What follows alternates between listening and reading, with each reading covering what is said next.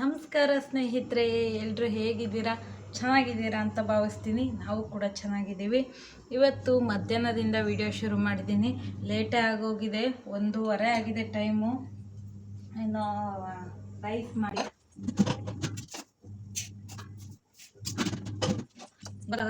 ಅನ್ನಕ್ಕೆ ಇಡ್ತಾ ಇದ್ದೀನಿ. ಪಾಪು ಮಲಗಿದ್ದಾನೆ.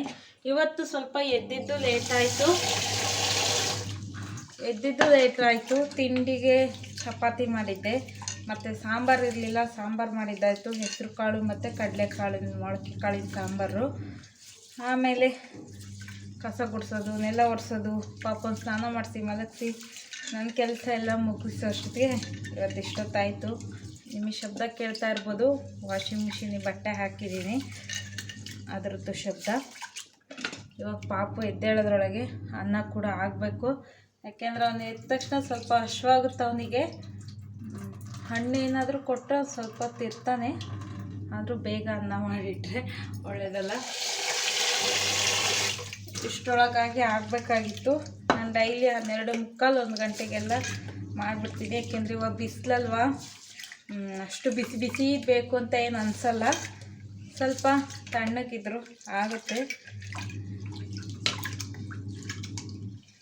2-3 ಸಾರಿ ಈ ಥರ ನೀಟಾಗಿ ಅಕ್ಕಿನ ತೊಳೆದು ಅನ್ನಕ್ಕಿಡೋದು.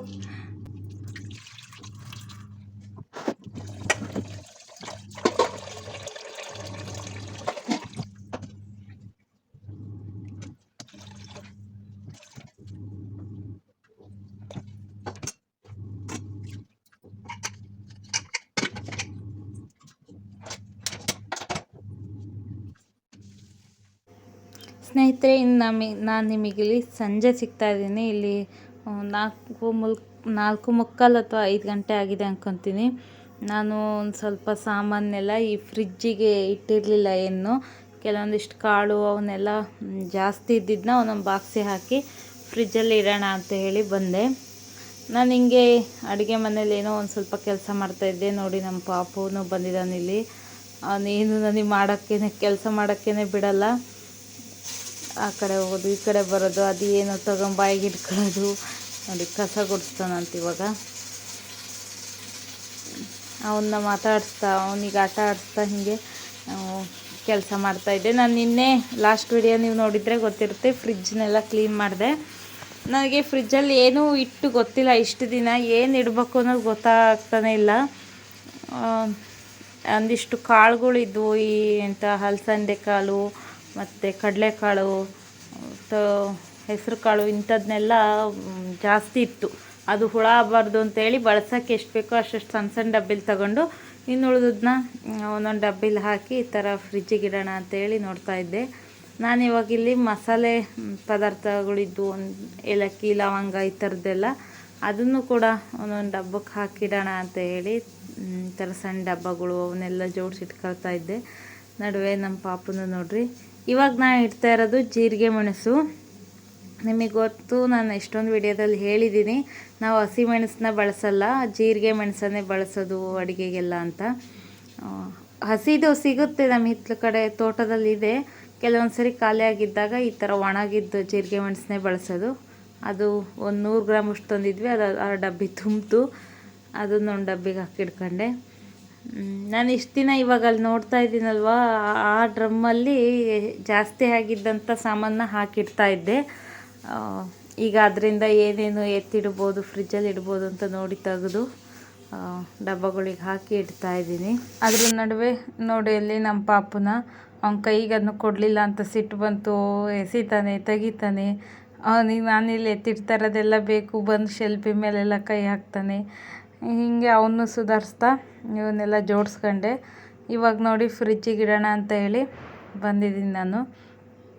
ನಮ್ಮ ಮನೆಯವ್ರು ವೀಡಿಯೋ ಮಾಡ್ತಾಯಿದ್ದಾರೆ ಇವಾಗ. ಈ ಥರ ಎಲ್ಲ ಡಬ್ಬಕ್ಕೆ ತುಂಬ್ಕೊಂಡು ತೊಗೊಂಬಂದಿದ್ದೀನಿ, ಇಡೋಣ ಫ್ರಿಜ್ಜಲ್ಲಿ ಅಂತ. ನೋಡೋಣ ಇವೆಲ್ಲ ಹುಳ ಆಗದೆ ಹೆಂಗಿರ್ತವೆ ಅಂತ ಹೇಳಿ. ಗೊತ್ತಿಲ್ಲ, ಈ ಥರ ಇಟ್ಟು ಫಸ್ಟ್ ಟೈಮ್ ಇಡ್ತಾಯಿದ್ದೀನಿ. ಮುಂಚೆ ಹೇಳಿದ್ನಲ್ವ ನಾನು, ಇದರಲ್ಲಿ ಬರೀ ಕೂಲ್ ಡ್ರಿಂಕ್ಸೇ ತುಂಬಿರೋದು. ನಾನು ಇಡ್ತೀನಿ ಅಂದರೂ ಏನೂ ಜಾಗ ಇರ್ತಿರಲಿಲ್ಲ. ಹಂಗಾಗಿ ಇವಾಗ ಫುಲ್ ಖಾಲಿ ಇದೆ. ಏನು ಇಡಬೇಕು ಏನು ಬಿಡಬೇಕು ಅನ್ನೋದೇ ಗೊತ್ತಾಗಂಗಿಲ್ಲ.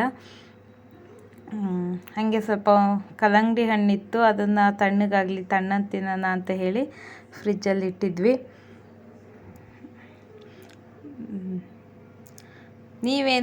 ನೀವು ಇದೇ ಥರನೇ ಎಲ್ಲ ಫ್ರಿಜ್ಜಿಗೆ ಇಡ್ತೀರಾ ಕಾಳು ಅದೆಲ್ಲನ ಏನು ಅಂತ ಕಮೆಂಟ್ ಮಾಡಿ ತಿಳಿಸಿ.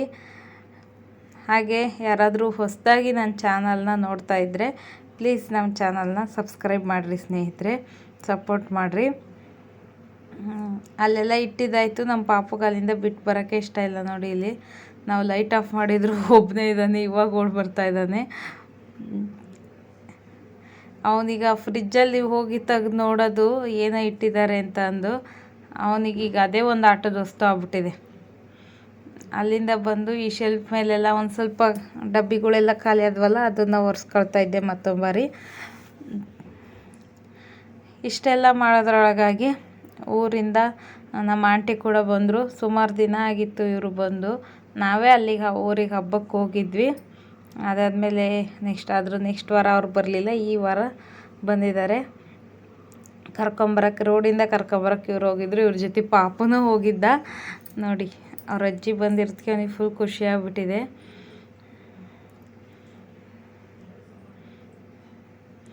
ನಮ್ಮ ಆಂಟಿ ಅಂಗನವಾಡಿ ಟೀಚರು. ಅವರು ಡ್ಯೂಟಿ ಮುಗಿಸ್ಕೊಂಡು ಬರೋಷ್ಟೊತ್ತಿಗೆ ಅವ್ರು ಸಂಜೆನೇ ಆಗೋಗಿತ್ತು, 5:15 ಆಗಿತ್ತು. ನೋಡಿ ಇಲ್ಲಿ ಪಾಪುನ ಕರಿತಾ ಇದ್ದಾರೆ ಅವರು.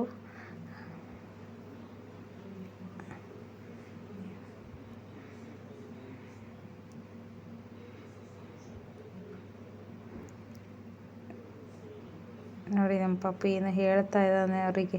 ಅವನಿಗೆ ಆ ನೆಲ್ಲಿ ಕಾಣಿಸ್ತಾ ಇದೆ ನೋಡಿ, ಅಲ್ಲೋಗಿ ಅದನ್ನು ತೆಗೆದು ಅಲ್ಲಿ ನೀರಲ್ಲಿ ಆಟ ಆಡ್ಬೇಕು. ಅವನು ಇವತ್ತು 2 ಸಾರಿ ಆಟ ಆಡಿ ಇದು 3ನೇ ಡ್ರೆಸ್ ಅವನಿಗೆ ನಾನು ಚೇಂಜ್ ಮಾಡಿರೋದು. ಎಷ್ಟು ಇದ್ರ ನೋಡ್ಕೊಂಡ್ರು ಓಡೋಗಿರ್ತಾನೆ. ನಾನು ಯಾವಾಗೂ ಬಾಗಿಲು ಹಾಕ್ಕೊಂಡೇ ಇರ್ತೀನಿ. ಅದು ಇವಾಗ ನೋಡಿ ಅಲ್ಲಿ ಯಾರೂ ಹೋಗಲಿಲ್ಲ ಅಂತೇಳಿ ಏನೋ ಹೇಳಿದ್ವಿ ಅಂತ ವಾಪಸ್ ನಗ್ತಾ ಬಂದ.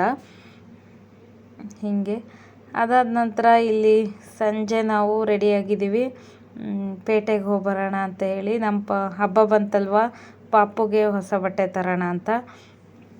ಇನ್ನೇನು ನನಗೇನು ತಗೊಳ್ಳಲ್ಲ, ಮನೆಯಲ್ಲೇ ಇದೆ ಸೀರೆ. ಸದ್ಯಕ್ಕೆ ಅವಶ್ಯಕತೆ ಏನಿಲ್ಲ ಸ್ನೇಹಿತರೆ. ಸುಮ್ಮನೆ ತಗೊಂಡು ಅವನ್ನ ಒಟ್ಟು ಹಾಕ್ಕೊಳ್ಳೋದು ಯಾಕೆ, ಇರೋ ಸೀರೆ ಅವನ್ನೇ ಉಡ್ತಾ ಇಲ್ಲ. ಸದ್ಯಕ್ಕೆ ಇರೋವೇ ಸಾಕು ಅನಿಸ್ತು. ನಾನೇನು ತಗೊಳ್ಳಲ್ಲ. ಇಲ್ಲಿ ನಮ್ಮ ಮನೆಯವರು ಇನ್ನೂ ರೆಡಿಯಾಗಿಲ್ಲ, ಹೇಳ್ತಾ ಇದ್ದೀನಿ, ನೀವು ಪ್ರತಿ ಸರಿ ನಾವು ಫುಲ್ ರೆಡಿಯಾಗಿ ಕೂತ ಮೇಲೆ ಎದ್ದೋಗ್ತೀರಾ ನೀವು ಅಂತಂದು ಚರ್ಚೆ ನಡೀತಾ ಇತ್ತು ನಮ್ದು. ಹಿಂಗೇನು ಪಾಪುಗೆ ಅಷ್ಟೇ ತರೋದು ಬಟ್ಟೆ. ಅದಾದಮೇಲೆ ಒಂದು ಸ್ವಲ್ಪ ದಿನಸಿ ಸಾಮಾನು ಬೇಕು, ಅದನ್ನು ತರಬೇಕು. ಹಿಂಗೆ ನಾವೇನೋ ಮಾತಾಡ್ತಾ ನಾವು ರೆಡಿಯಾಗಿ ಕೂತಿದ್ವಿ. ನಾನು ಒಂದು ಸ್ವಲ್ಪ ಐಬ್ರೋ ಕೂಡ ಮಾಡಿಸೋದಿತ್ತು, ತುಂಬ ದಿನ ಆಗಿತ್ತು ಐಬ್ರೋ ಮಾಡಿಸ್ದೆ. ಇನ್ನು ನಾನು ಐಬ್ರೋ ಮಾಡಿಸಿರಲಿಲ್ಲ, ಐಬ್ರೋ ಮಾಡಿಸಿ ಸುಮಾರು ತಿಂಗಳುಗಳೇ ಕಳೆದೋಯ್ತು. ಹಾಗಾಗಿ ಐಬ್ರೋ ಕೂಡ ಮಾಡಿಸ್ಕೊಂಬರ್ಬೇಕಾಗಿತ್ತು. ಹೆಂಗೋ ಆಂಟಿ ಬಂದಿದ್ರಲ್ವ, ಹಾಗಾಗಿ ಹೋಗೋಣ ಅಂತ ರೆಡಿಯಾಗಿದ್ದೀವಿ. ನಾನು ಬಟ್ಟೆ ಅಂಗಡೀಲಿ ಎಲ್ಲೂ ವೀಡಿಯೋ ಮಾಡಲಿಲ್ಲ ಸ್ನೇಹಿತರೆ. ಅಲ್ಲಿ ಮಾಡಬೇಕೋ ಬೇಡೋ ಗೊತ್ತಿರಲಿಲ್ಲ ನನಗೆ, ಹಂಗಾಗಿ ನಾನು ಕ್ಯಾಮ್ರಾ ಆನೇ ಮಾಡಲಿಲ್ಲ. ಮತ್ತೇನಾರು ಅಂದರೆ ಚೆನ್ನಾಗಿರಲ್ಲ, ಯಾಕೆ ಮಾಡ್ತಾಯಿದ್ದೀರಾ ವೀಡಿಯೋನ ಅಂತಂದು. ಹಂಗಾಗಿ ನಾನು ಅಲ್ಲೇನೂ ಮಾಡಲಿಲ್ಲ. ಇಲ್ಲಿ ಪಾಪುಗಷ್ಟೇ ಬಟ್ಟೆ ತಗೊಳ್ಳೋದಿತ್ತಲ್ವ, ಬರ್ತಾಯಿದ್ದೀವಿ. ಗಾಡಿ ನಿಲ್ಲಿಸಿದ್ವಿ ಅಲ್ಲಿ ಗಾಡಿ ಹತ್ರ. ನಾನು ಯಾವ ಬಟ್ಟೆ ತಗೊಂಡ್ವಿ ಏನು ಅಂತ ಮನೆಗೆ ಹೋಗಿ ತೋರಿಸ್ತೀನಿ. ಇನ್ನು ಇಲ್ಲಿಂದ ಒಂದು ಸ್ವಲ್ಪ ದಿನಸಿ ಸಾಮಾನು ತಗೊಳ್ಳೋದಿದೆ, ಅಲ್ಲಿಗೆ ಹೋಗೋದು. ಮೊನ್ನೆ ತಗೊಂಬಂದಿದ್ವಿ, ನಾನು ಹೇಳಿದ್ನಲ್ವ, ನಾನು ತುಂಬ ತಂದು ಒಟ್ಟು ಹಾಕ್ಕೊಳಲ್ಲ. ನನಗೆ ಬೇಕು ಅನಿಸಿದ್ನ ಅವಾಗವಾಗ ಬೇಕಾದಾಗ ಹೋಗಿ ತರೋದು. ಹಂಗೂ ಮನೆ ಹತ್ರನೇ ಇದೆ, ನಮಗೂ ಮನೇಲಿ ಇದು ಬೇಜಾರಾಗುತ್ತಲ್ವ. ಬೇಕಾದಾಗ ನಾವು ವಾರಕ್ಕೆ 2 ಸರಿ ಹಿಂಗೆ ತರ್ತಿರ್ತೀವಿ. ಅದಾದ ನಂತರ ಆಂಟಿನೂ ಅಪರೂಪಕ್ಕೆ ಬಂದಿದ್ರಲ್ವ, ಹಾಗಾಗಿ ಸ್ವಲ್ಪ ಚಾಟ್ಸ್ ತಿನ್ನೋಣ ಅಂತೇಳಿ ನೇಚರ್ ಫ್ರೆಶ್ಶಿಗೆ ಬಂದಿದ್ದೀವಿ ಇವತ್ತು. ಇಲ್ಲಿ ಮಸಾಲೆ ಪುರಿ ತಿಂದು ಹಾಗೆ ಸೂಪರ್ ಮಾರ್ಕೆಟ್, ಅದರ ಅಪೋಸಿಟ್ ಸೂಪರ್ ಮಾರ್ಕೆಟ್ ಇದೆ, ಅಲ್ಲಿ ಬಂದ್ವಿ. ಇಲ್ಲಿ ಮಾಮೂಲಿ ನನ್ನ ಮಗನ ಪಾರ್ಕ್ ಇದು ಆಟ ಆಡ್ತಾ ಇದ್ದಾನೆ. ನಾನು ಲಾಸ್ಟ್ ವೀಡಿಯೋದಲ್ಲಿ ಹೇಳಿದ್ದೆ ನಮ್ಮ ಪಾಪುಗೆ ಅಂಗಡಿ ಪಾರ್ಕ್ ಥರ ಅಂತ ಹೇಳಿ ಆಟ ಆಡ್ತಾ ಇದ್ದಾನೆ. ನೋಡಿ ಅವನು ಅಲ್ಲಿಂದ ತಂದು ಹಾಕೋದು, ಅವನಿಗೇನು ಚೆನ್ನಾಗಿ ಕಾಣುತ್ತೋ ಅದನ್ನೆಲ್ಲ ತಂದು ಆ ಟ್ರೇಗೆ ತುಂಬ್ತಾ ಇರ್ತಾನೆ, ಆ ಕಾರ್ಟ್ಗೆ. ನಾನಿಲ್ಲಿ ಹಬ್ಬ ಬಂತಲ್ವ, ಹಾಗಾಗಿ ಮೈದಾ ಹಿಟ್ಟು ಕಡಲೆ ಹಿಟ್ಟು ಇಂಥದ್ದೆಲ್ಲ ತಗೊಳ್ತಾಯಿದ್ದೀನಿ. ನಾವು ಮಾಮೂಲಿ ಪೂರಿ ಇಂಥದ್ದೆಲ್ಲ ಮಾಡಲ್ಲ, ಹಾಗಾಗಿ ಮೈದಾ ಹಿಟ್ಟೆಲ್ಲ ನಮ್ಮ ಮನೇಲಿ ಸ್ಟಾಕ್ ಇರಲ್ಲ. ಹಿಂಗೆ ಹಬ್ಬದಲ್ಲೇ ಏನಾದರೂ ಬೇಕಾದರೆ ತಗೋಬೇಕಷ್ಟೆ ಅಂತ ಅದೆಲ್ಲ ಬೇಕಾಗಿತ್ತು.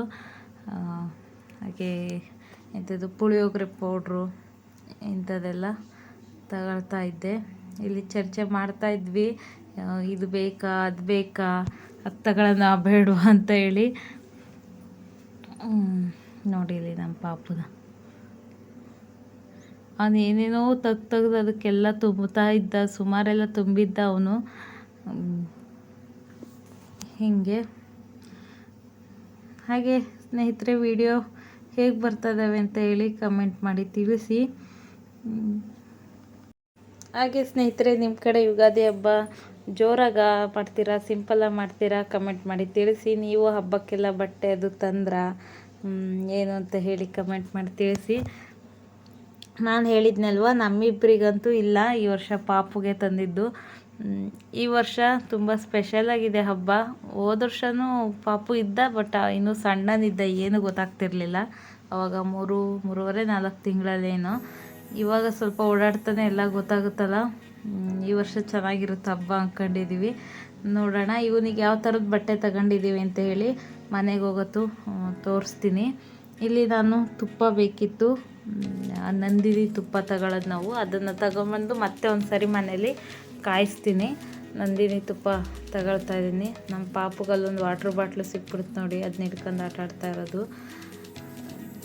ಹೀಗೆ.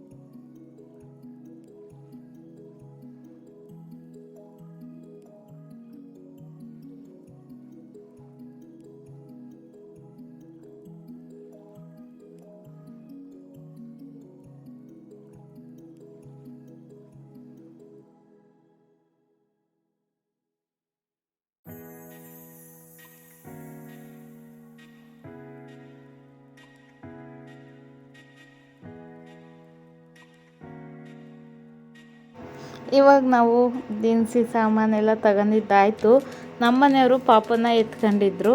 ಆಂಟಿ ಕೈಯಲ್ಲಿ ಇದನ್ನೆಲ್ಲ ಹಿಡ್ಕೊಂಬರೋಕ್ಕಾಗಲ್ಲ. ನಾವು ಸೂಪರ್ ಮಾರ್ಕೆಟಿಂದ ಆಪೋಸಿಟ್ಟಾಗಿ ಒಂದು ಸ್ವಲ್ಪ ದೂರದಲ್ಲಿ ನಿಲ್ಲಿಸಿದ್ವಿ ಗಾಡಿನ. ಅಲ್ಲಿ ಬರ್ತಾಯಿದ್ದೆ ನಾನು ಎತ್ಕೊಂಡು, ಅವನ್ನ ತಗೊಂಡು ನಮ್ಮನೆಯವ್ರು ವೀಡಿಯೋ ಮಾಡಿದಾರಿಂದ.